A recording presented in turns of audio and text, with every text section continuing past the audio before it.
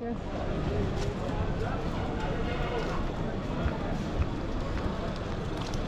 So, Yeah. but Faisal Masjid, I started recording. I abruptly stopped because The army came and strangled us.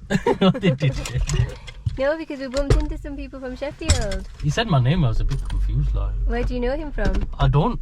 He knows. We know of each other, but I've not really met him. Okay, so properly. from where? From the UK, Sheffield. Yeah, I know that. Joel. Oh, he's from Pejol. Yeah. So he's a relative of somebody I was really closely affiliated with. What are you talking about? Now you do sound like you're a dodgy guy escaping the UK. Okay, so can you just tell me where you know him from? Yeah, just Pejol. Just know him So through you go to people. the same school? No, I don't. Okay. Don't think we did. So yeah, Nice. so he's been watching the vlogs. He said. Oh, has he? Yeah, Okay. and he wants to move here, Yeah. but just like everyone, there's a few obstacles in place. And I thought Myra could help with that. Can't you, Myra? That was interesting that I saw the young lady, and I was like, oh, I know her from somewhere. And I was like, I can't know her from somewhere. I'm in Pakistan. What are the chances? I must be getting confused. So you actually saw her? I saw her, yeah. I didn't even see him until he said my name. And then she was also staring at me, so I was like, so she recognizes me. And then I was like, yeah, I do know her. What did she say? Is that you Myra? No, we didn't remember each other's names. So this, I basically, from when the last time I saw her was probably when I was like, I don't know, 10. That was a long time ago. I think she's quite a lot younger than me, so she would have been like 5 or 6. They used to live opposite. They used to live on my sister's road. They used to live opposite my sister's house. So I think it will be difficult for her to move here because she's really close to her sisters, which I also am. But they live on the same street. They see each other every day. The kids play together. So it is really hard when you're close to family. What I advise the especially when brother you've got kids, I think, is if he's teaching his kid from home anyway, homeschooling. But just come here, do 6 months here, do 6 months there. You know, there are people that do that. There's that flexibility. You can do that when your kids are homeschooling. Yeah. People do that anyway. But it's hard getting time off work. I don't think he works. I think he does business, and he can work on it remotely. Yeah. So we've invited them down to the venue that we will be meeting other overseas Pakistanis that are returned here. So it'll be nice to for them to meet each other, inshallah. I need to top up my sunscreen. Yeah, go ahead. So we prayed at Faisal Masjid with the army, and Myra was going to record them, and don't know how much she recorded, but that's Faisal Masjid right there. And they've kind of controlled all the ways in and out because of the protest that's going on today. Well, we don't know if it will go on today, but they're saying it could go on today. And the army's everywhere with their combat gear on. It's a bit odd seeing that, isn't it? It's not actually intimidating anymore. I thought it would be a lot more intimidating. Has this happened before? Have I just got used to it, or am I? We don't really see it. Normally they just drop containers and block the roads. So today we didn't see any containers drop, but instead the army's just stationed in key points, ready to control a crowd if they need to. I can imagine people might find that overwhelming and scary. Of course. I think me and you are just not very normal. Should we talk about our trip to Bahria Town now that we're back and we've settled back into Rawalpindi, which isn't a modern society with modern homes and all the amenities that Bahria Town has? Going back in time, can we get the AC on for a bit? Going back in time, I did know that Bahria Town was an option for us to live in, but it wasn't something I was enticed towards, because you're just gonna have your random neighbors. It's gonna be very, very modern. You're more than likely going to overspend because everything's available, and just that you've just got no history there. It's all brand new. It's all, fair enough, they don't have potholes and broken roads. The masjids have got ACs. It's amazing. Everything's amazing. Everything's catered for. But you want that vibe, don't you? At the time, we thought that it's going to feel a bit fake, like a bubble. It didn't feel like a fake bubble. It just felt like a real, you know, like a small town, city. And it was nice. It was nice. I really liked the masjids. The masjids looked really nice. You enjoyed the masjids, didn't you? Yeah.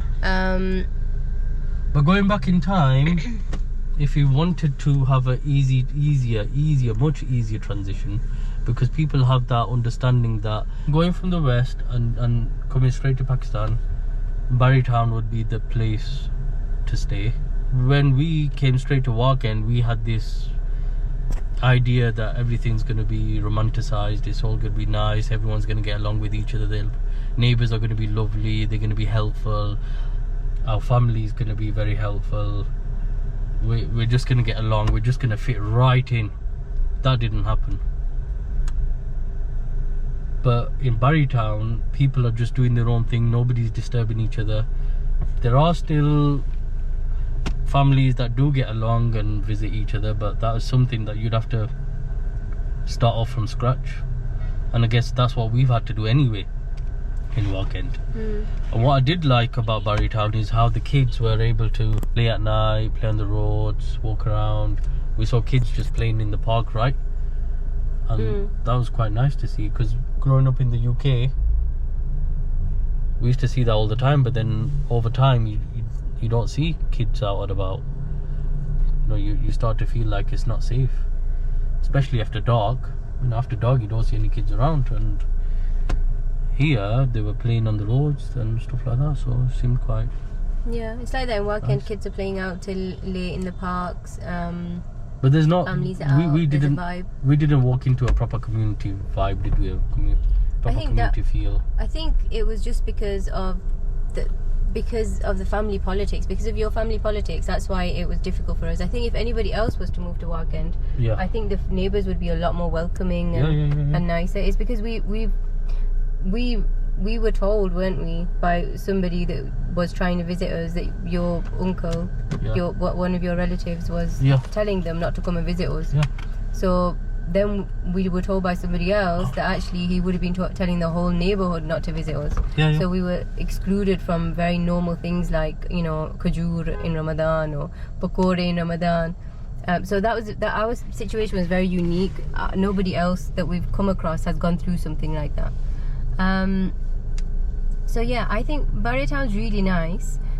It would have been a very easy transition for us if we'd moved straight to Bahria Town. What I don't like is that it's right in Pindi. I really love our drive from Rawalpindi to Islamabad. Yeah. And I prefer Islamabad over Bahria Town. Yeah. Just because of the vibe. The food places are not that great in Bahria Town. I really like going to cafes and just sitting outside, having a coffee, that kind of thing. Yeah. And there wasn't really that scene there. And there is a community vibe as well. So some people say that in Bahria Town nobody knows their neighbours, people are not friendly. And on the other side we hear that there is a community vibe, people spend time together.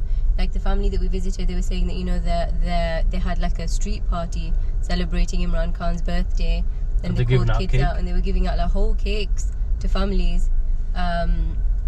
So yeah, I guess it's just different from area to area. It's definitely somewhere that people can live. I think it's a really good place to live, mashallah. The people that are living there seem to be happy. They like the fact that they're in Bahria Town.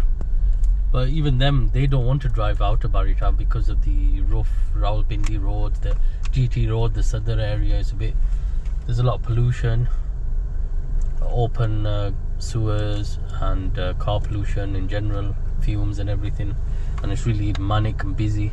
They don't even like driving out. So it seems like if you're gonna live in Bahria Town, if you're gonna live anywhere near Rawalpindi, anywhere near Giga Mall, you guys are gonna have your own community going on there. And the people that live in the F sectors near Centaurus and Faisal Masjid, this type of area, you're gonna have your own community. And it seems like they don't really often go between area to area, from here to Bahria Town or Bahria Town to here. It's very unlikely for them to be like, yeah, I'm coming down. So generally when I do my meetups every week, if it's in Bahria Town, then it's only those people around there, and if it's up here in the F sectors, it's only the people that live up here. So bear that in mind. So, me personally, would I stay in Rawalpindi or would I stay in Bahria Town? I would stay in Rawalpindi.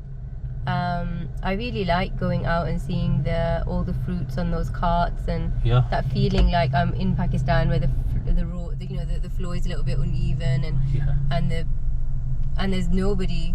We don't really see any people from England there, do we? Nope. So I like that. Yeah. So when I went to Bahria Town, I really did like that. It didn't feel like I was in Pakistan. I enjoyed that. Yeah. So our trip was amazing. I could have been in that apartment and thought, yeah, you know what? I'm in Morocco. I'm in Turkey, and I wouldn't have known whether I am or not, because it's just well catered for. But yeah, alhamdulillah, the visit there was amazing. On the way back, I'll share the clips to you. Even though we had some information that containers are being lifted, not all the containers were lifted, so we were stuck in some crazy traffic. So I'll play the clip for you. We were stuck in traffic for hours just trying to get back to Rawalpindi.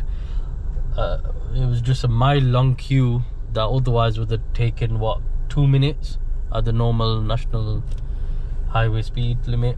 It would only taken 2 minutes. Actually took over an hour. So I'll play that, guys, to you. Dirt in the road to block it off with the containers, and that side, look at that, one at a time. Just a little gap through the containers for one at a time. Containers are still here, and then we're on this side here. One at a time on that side.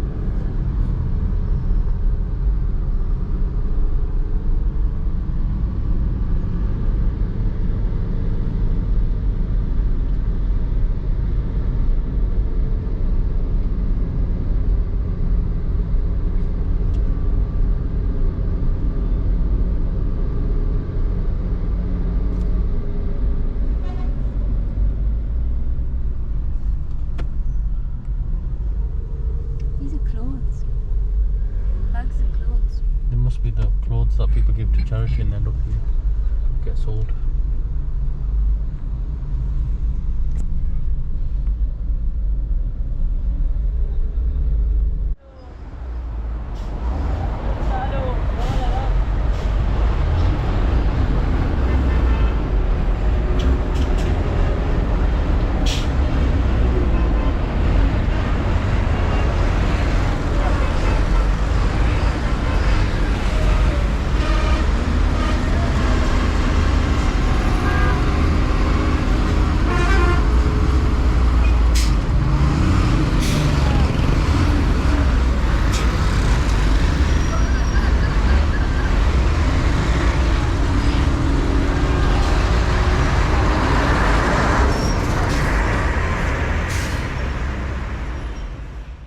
So inshallah, see you guys in the next one. Assalamu alaikum. Wa alaikum salam.